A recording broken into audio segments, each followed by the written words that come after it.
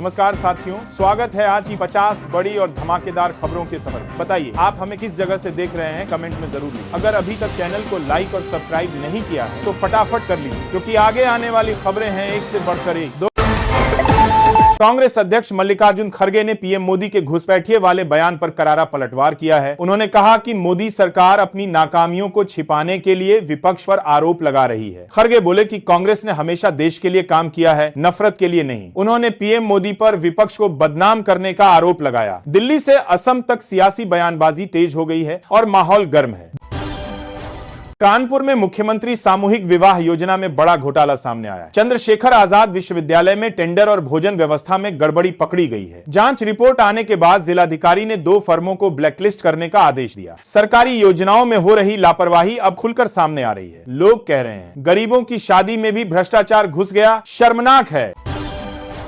अखिलेश यादव ने अरावली पर्वतमाला को लेकर दिल्ली वालों को भावुक संदेश दिया है। उन्होंने लिखा, अरावली को बचाना कोई विकल्प नहीं बल्कि संकल्प होना चाहिए। अखिलेश का यह पोस्ट सोशल मीडिया पर तेजी से वायरल हो गया है। उन्होंने कहा कि अरावली खत्म हुई तो दिल्ली में सांस लेना मुश्किल हो जाएगा। पर्यावरण बचाने की इस अपील को लोग हरियाली की पुकार बता रहे हैं।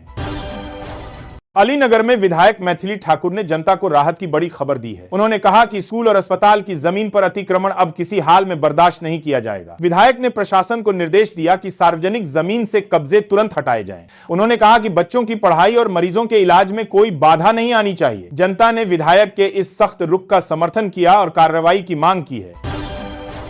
महिलाओं की सुरक्षा के लिए यूपी सरकार का बड़ा फैसला आया। राज्य के 11 जिलों में संकटग्रस्त महिलाओं के लिए शक्ति सदन बनाए जाएंगे। इन सदनों में घरेलू हिंसा पीड़ित महिलाओं को कानूनी मदद और सुरक्षित आश्रय मिलेगा। सरकार का कहना है अब कोई भी महिला खुद को अकेला महसूस नहीं करेगी। योगी सरकार ने महिला सुरक्षा और सशक्तिकरण को अपनी प्राथमिकता बताया है।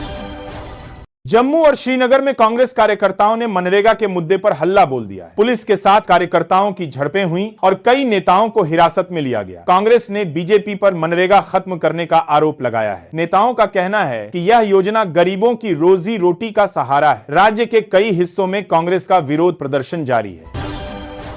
दिल्ली मेट्रो रेल कॉरपोरेशन ने एक नया रूट तैयार किया है। यह रूट यशोभूमि से गुरुग्राम के इफ्को चौक तक जाएगा। डीएमआरसी ने इसकी राइडरशिप रिपोर्ट पूरी कर ली है और प्रस्ताव हरियाणा सरकार को भेजा गया है। अगर मंजूरी मिल जाती है तो यह रूट दिल्ली गुरुग्राम कनेक्टिविटी को और आसान बना देगा। यात्रियों को आने जाने में बड़ी राहत मिलने की उम्मीद है।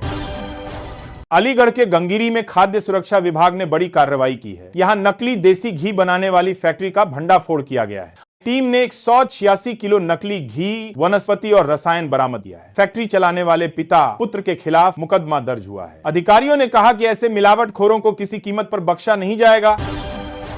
संघ प्रमुख मोहन भागवत ने हिंदू राष्ट्र और बाबरी मस्जिद विवाद पर बड़ा बयान दिया है। उन्होंने कहा कि मंदिर मस्जिद का मामला अब सुप्रीम कोर्ट में खत्म हो चुका है। भागवत बोले, हिंदुत्व किसी रिवाज से नहीं बल्कि मानवता से परिभाषित होता है। उन्होंने बांग्लादेश के हिंदुओं की मदद करने की अपील की। भागवत के बयान ने राजनीतिक गलियारों में नई चर्चा छेड़ दी है।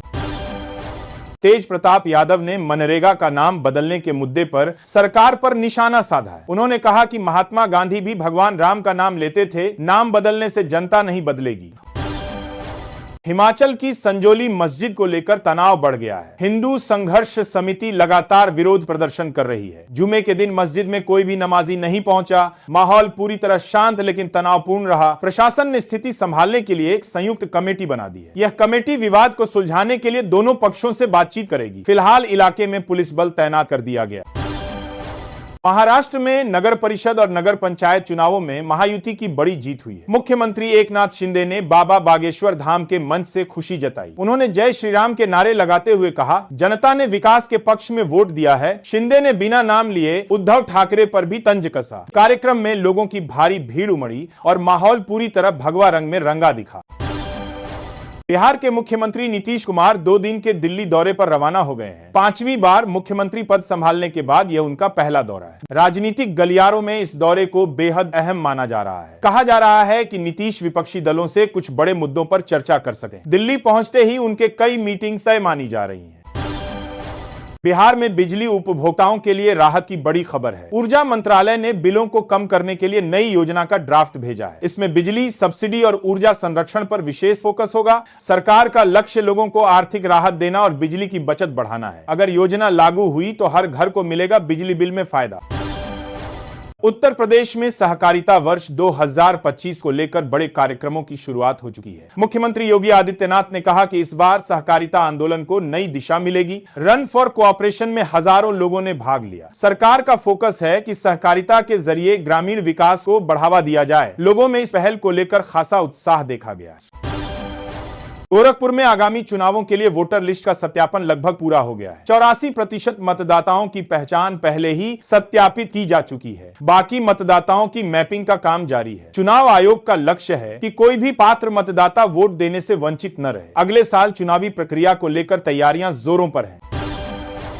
अमृतसर में कांग्रेस ने मनरेगा का नाम बदलने के विरोध में जोरदार प्रदर्शन किया। कांग्रेस नेताओं ने कहा कि मनरेगा गांधीवादी दर्शन का प्रतीक है। सरकार का नाम बदलने का फैसला गरीबों की आजीविका पर हमला है। नेताओं ने योजना के ढांचे में किसी भी संशोधन का कड़ा विरोध किया। कांग्रेस ने कहा कि गरीबों के हक की लड़ाई सड़कों से संसद तक लड़ी जाएगी। मध्य प्रदेश के झाबुआ जिले में जबरन धर्म परिवर्तन का मामला सामने आया है। पुलिस ने 2 पादरियों समेत 8 लोगों पर एफआईआर दर्ज की है। पीड़ित ने शिकायत में बताया कि उसे धर्म बदलने के लिए मजबूर किया गया और मारपीट की गई। गांव में तनाव फैलने के बाद भारी पुलिस बल तैनात किया गया है। पुलिस का कहना है कि इस मामले की गंभीरता से जांच की जा रही है। भागलपुर में दवा विक्रेता के साथ साइबर ठगी का मामला सामने आया है। बिजली मीटर अपडेट कराने के नाम पर ठगों ने 19,500 रुपए उड़ाए। ठगों ने खुद को इंजीनियर बताकर ऐप डाउनलोड करवाया और खाते से पैसे निकाल लिए। पीड़ित ने पुलिस में शिकायत दर्ज कराई है। साइबर अपराधियों की तलाश में पुलिस की टीम लगातार छापेमारी कर रही है। हरियाणा के किसानों के लिए सरकार ने बड़ा अपडेट जारी किया है। राज्य की सभी योजनाओं का लाभ उठाने के लिए 31 दिसंबर तक रजिस्ट्रेशन अनिवार्य है। जो किसान तय समय पर आवेदन नहीं करेंगे उन्हें लाभ से वंचित रहना पड़ सकता है। सरकार ने किसानों से समय पर पंजीकरण की अपील की है। इस रजिस्ट्रेशन से किसानों को सब्सिडी और योजनाओं तक सीधी पहुंच मिलेगी। बिहार में कांग्रेस पार्टी ने संगठन को मजबूत करने के लिए बड़ा अभियान शुरू किया है। पार्टी के वरिष्ठ नेता जिलों में डेरा डालेंगे और कार्यकर्ताओं से सीधे संवाद करेंगे। इस दौरान स्थानीय मुद्दों पर चर्चा और जनता तक कांग्रेस की नीतियां पहुंचाई जाएंगी। कांग्रेस का लक्ष्य बिहार में अपनी खोई जमीन दोबारा हासिल करना है। पार्टी का कहना है कि अब बदलाव की लहर फिर से शुरू हो चुकी है। असम से प्रधानमंत्री नरेंद्र मोदी ने कांग्रेस पर करारा निशाना साधा है। उन्होंने कहा कि कांग्रेस ने देश की सुरक्षा और विकास दोनों से खिलवाड़ किया है। मोदी बोले, पहले की सरकारें किसानों पर लाठियां बरसाती थीं, हमने उन्हें अधिकार दिए। पीएम ने कहा कि कांग्रेस की गलतियों को हमारी सरकार सुधार रही है। सभा में भीड़ ने मोदी मोदी के नारे लगाकर जोश बढ़ा दिया।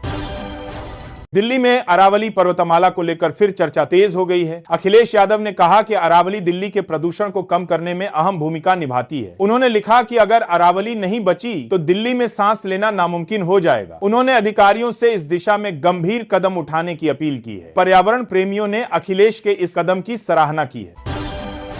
बीजेपी अध्यक्ष जेपी नड्डा की अध्यक्षता में लखनऊ में बड़ी बैठक हुई। इसमें संगठन और सरकार के बीच बेहतर तालमेल पर चर्चा की गई। जेपी नड्डा ने कहा कि 2027 का विधानसभा चुनाव जीतने के लिए पूरी ताकत झोंकनी होगी। उन्होंने कार्यकर्ताओं से मतदाता सूची के विशेष पुनरीक्षण अभियान पर फोकस करने को कहा। बैठक में कई मंत्री और प्रदेश अध्यक्ष भी मौजूद रहे।